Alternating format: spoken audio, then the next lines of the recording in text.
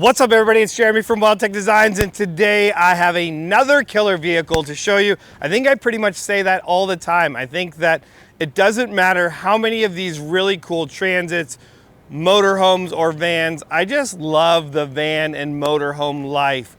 And it's really neat how you can completely transform a vehicle by changing the suspension on it and making it better. And we did just that with this Ford Transit behind me.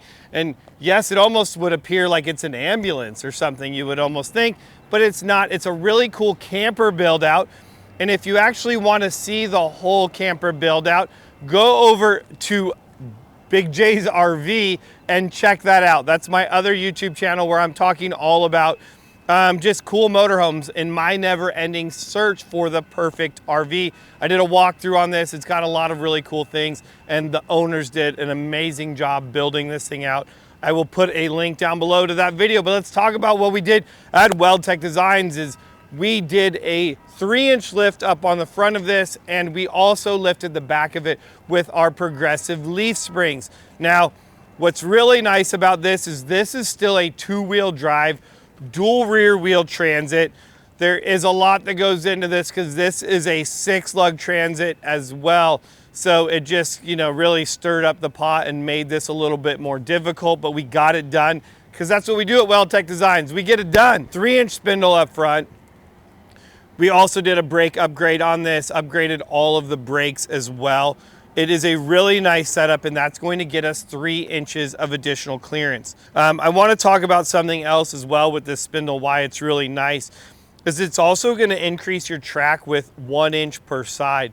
And the benefit in that is when you get into a big vehicle like this, when you have a high top transit, it's going to make that front stance wider. It's also going to make it more stable, and that's a big plus when you get into a big vehicle that can be really top heavy. You put a big roof rack on it, you start throwing gear up there, you add an awning, you add a lot of stuff to it.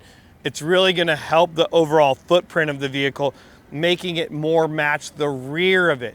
So really kind of simple up front, and let's just talk about what are the other things that they've done on this. Some really cool things. So they added the ditch mount lights up here. Those look really nice.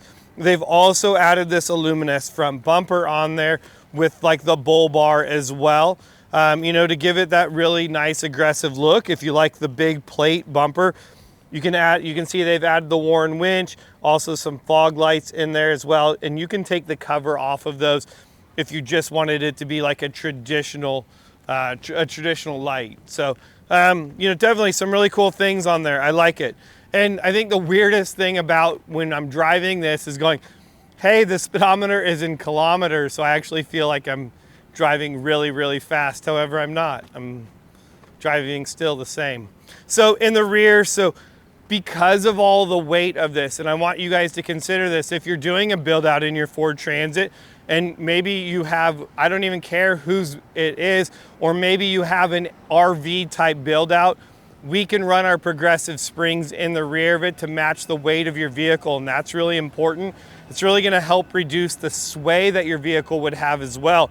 And then in the rear, of course, we love adding our Fox shocks to the back of this to really control the ride as well. So a really kind of simple kit on this to give it 3 more inches of height and ground clearance. That's going to be ideal. Get these people where they want to go. A little bit wider stance, making it more stable. But otherwise, this thing is cool. It's got so much cool stuff. I mean, hey, we talked about the front bumper. Let's talk about the rear. So on this, guys, there's a lot of options. And this is all from Aluminess as well.